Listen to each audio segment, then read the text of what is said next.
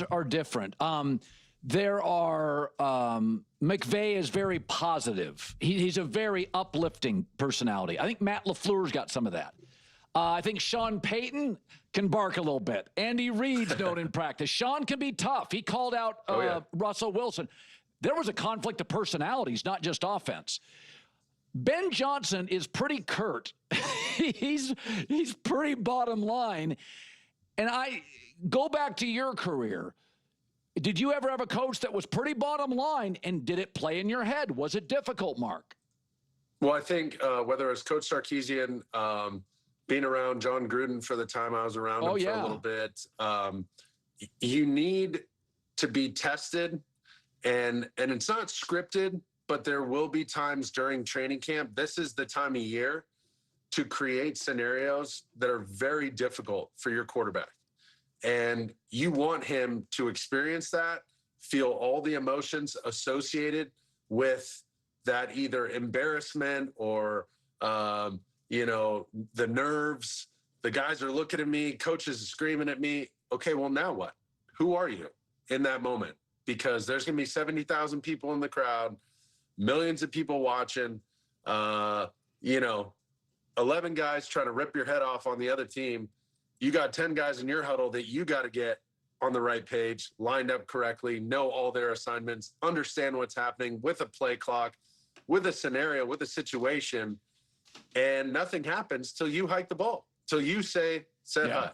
So I think the coaches at this time of year try to manufacture some of those scenarios and generate some of those emotions to make sure your quarterback is dialed. And it sounds like, Ben Johnson, from the people I've talked to, I don't know him personally, but he doesn't have the longest fuse, right? He's a short fuse guy.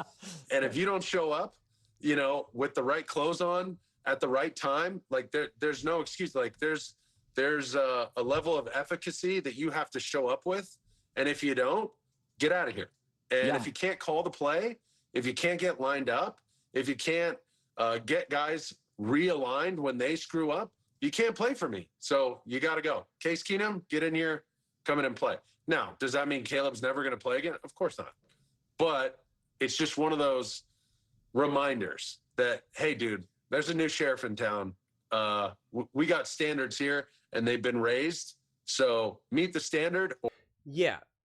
What I think I find most interesting is that Ben Johnson is really establishing himself as the main alpha, the main guy within the Chicago Bears organization.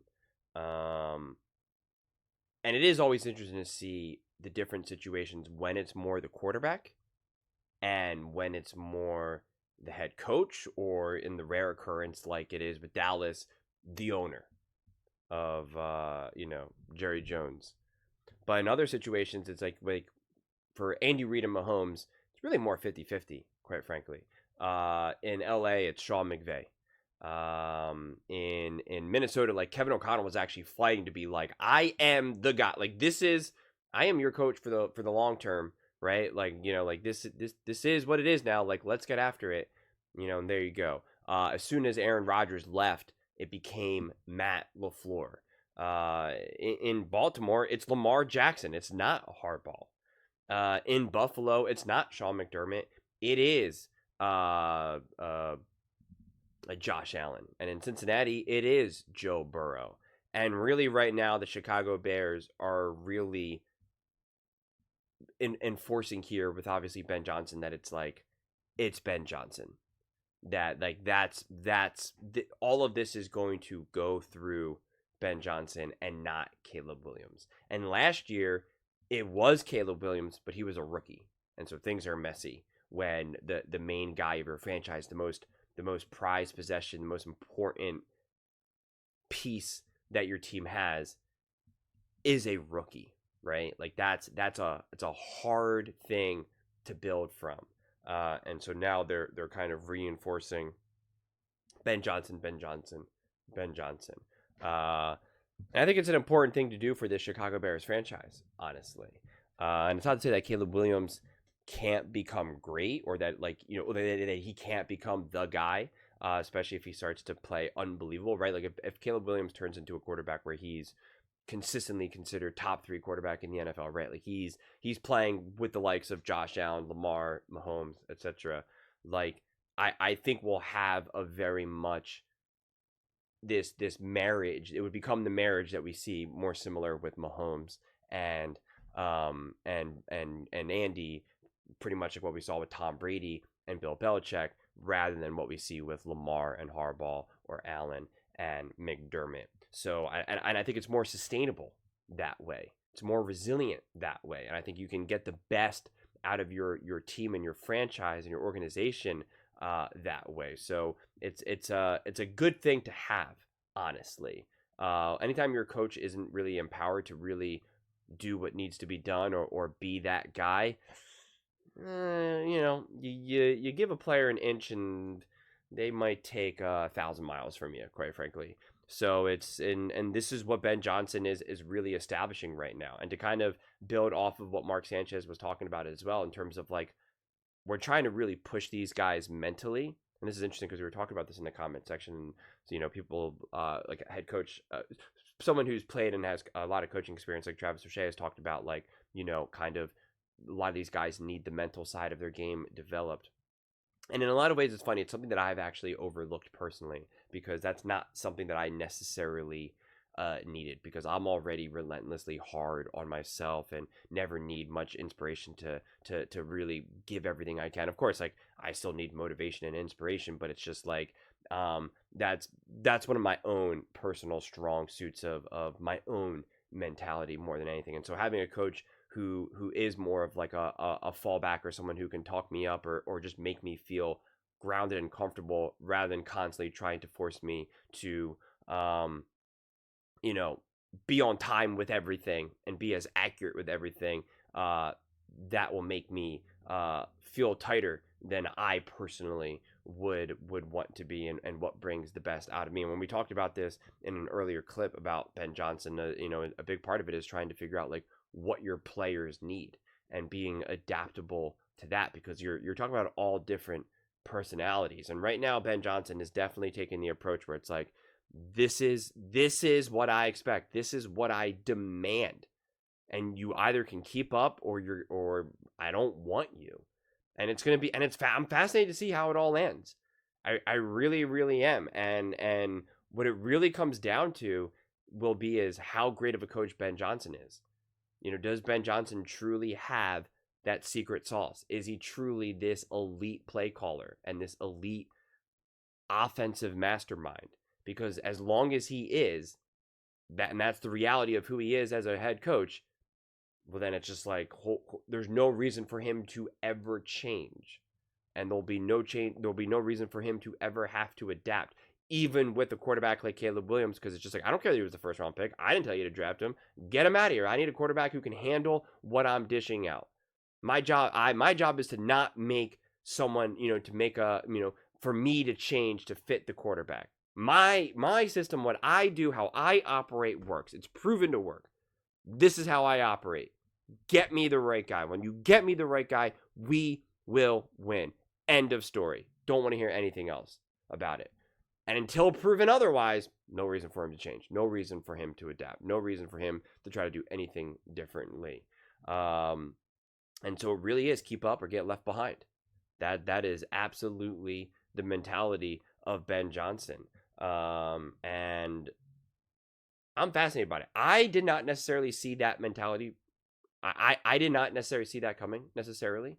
That wasn't on my radar, and based on any of the interviews and any of the conversations that I've seen Ben Johnson have, that's what I was expecting. It's funny because on the sidelines, that's kind of what I thought. But then when I would hear him talk, I'd be like, oh no, that's just his face. And now it's kind of like, no, actually how he looks on the sideline is how he coaches and how he approaches the game.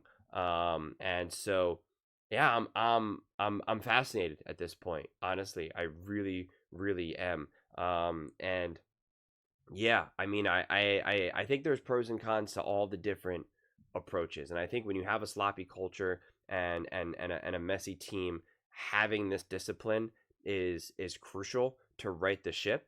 I'm not necessarily of the belief that it's always the right way, or that it's always better than not. But on the flip side, you see some of these looser teams, and you can see how in a lot of ways sometimes you rather err on the side of being too strict than not strict enough. Because the teams that are too strict, as long as your coach is competent and you have the roster, you're gonna win some games.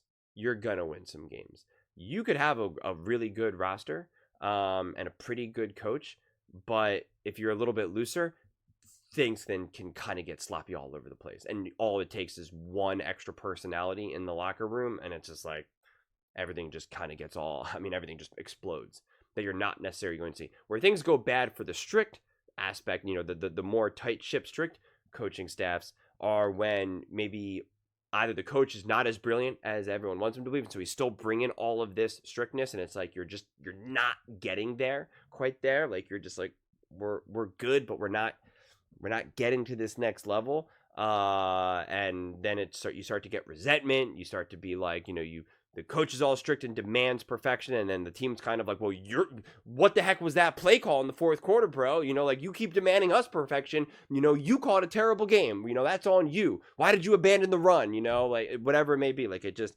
you can kind of hit each other up. Or again, depending on how good of a coach you are, when you're dealing with like not as great of a roster, do you still bring out the best of the players that are not top in the NFL? Right? It's a lot easier sometimes to have a stricter culture and stricter approach to the game when you have truly great players that can withstand it, that can answer the call when the bell rings.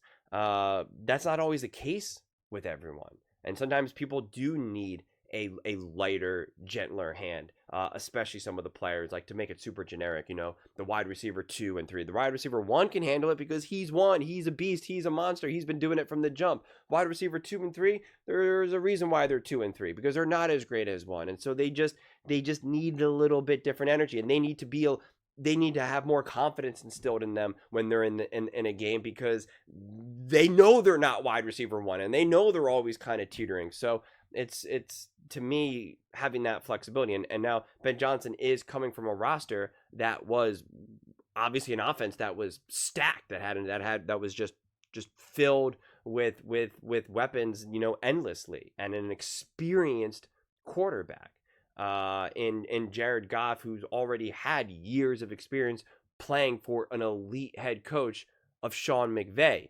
That is not Caleb Williams' experience right now. So that's where I'm so interested to see how this plane lands, honestly. I mean, I think it's one of those things where if everyone can fall in line and put it this way, at this point, I see this plane landing. This is a weird analogy, but I see the plane. I don't even want to use this analogy, actually, because it's darker, but I'll just say this. I either see things going absolutely unbelievably amazingly, where you're just like, oh my gosh, this team is so buttoned up, this team is so organized, this team is just like, they just understand, man. They understand the assignment every single game, every single play. We know the Chicago Bears are always going to be ready to play. We know they're going to bring it. Or things are going to feel a little rocky, right? I don't see any in between. I don't see anywhere. I don't see anything in between. And again, to be fair, I think if a team like the Baltimore Ravens, if they were more buttoned up, if it was stricter there, we could be saying that they were the Super Bowl champions in 23. That their 24 would have ended significantly differently. But because there's a little bit more of a looseness there, you see that. You see plenty of games where you're just like, what the heck was that? What are you doing right now? You know who I never say that towards? A team like the Kansas City Chiefs. You know who I never said that towards? The Detroit Lions. But again, the personalities need to fit as well. I'm not so sure Lamar Jackson would would do good in that environment. I don't know. You don't know until you know, until you find out. And this is what I said when I first caught wind of this type of dynamic with Ben Johnson and Caleb Williams. It's like, you have to find out if this personality fits a Caleb Williams, and if it's something that he can thrive in. There's just no way to know until we find out. Could be a combination. It could be all or nothing, or it could be just, absolutely awful. But I know for me, considering where the Chicago Bears have been coming from, I will lean on this side more than anything, which is interesting because before Ben Johnson was hired, this is what's actually pretty funny about this. I was saying, Mike McCarthy wouldn't be a bad hire. Not because I think he's this absolute brilliant coach, but because he is proven consistently to be able to run a team at a high level and run an offense at a high level, that he's consistently been able to understand how to delegate, how to organize coach staffs, how to organize and approach practices and meetings. And again, not all head coaches are good at that. We hear stories about going down in Miami and Indianapolis, and it's just like, you can't take that part for granted. It's not just about X's and O's. There's so many other things that are going on, and it's just like Mike McCarthy, I was confident, could immediately bring stability and create a culture that is not super strict, but it's also not super loose either. That it's a pretty happy medium in a lot of ways, which I think would have been positive for a team like, for the Chicago Bears and even Caleb Williams. But if you're going for gold, if you're going for broke, then I understand the mentality and the intensity of a Ben Johnson. And I think considering the season that you had, it makes sense. It would have been nice to start off with a Mike McCarthy type coaching staff for Caleb Williams in year 1, year 2, 3, 4, to see how this, kind of get organized, to kind of get situated. And then if you can't get over the hump, you then go to the Ben Johnsons of the world. But we're kind of just skipping some steps here. And, sometimes you skip some steps and you get up the stairs faster. And sometimes you skip some steps and you trip on your face and roll down. So we're about to find out, man. I know I'm excited for it, but we're about to find out. Those are just my thoughts. I'd absolutely love to hear yours. What do you guys all think about Ben Johnson and Caleb Williams and his approach to coaching, his offense, how Caleb Williams, will respond to it, and the Chicago Bears team as a whole will respond to it? Let me know in the comments below. I read every single comment, so whether you agree with me or disagree with me, either way, let's get in some discussions, let's get in some fights, but ultimately, let's just have some fun. And please do consider subscribing. We are building an amazing community here, and I absolutely love to see you part of it. I want to build something that we all genuinely feel connected to, something that we're really excited to be part of. I think we're on our way to doing it. Please don't forget to give this video a thumbs up, as it really does help the visibility and the algorithm. Thank you so much. See you next time.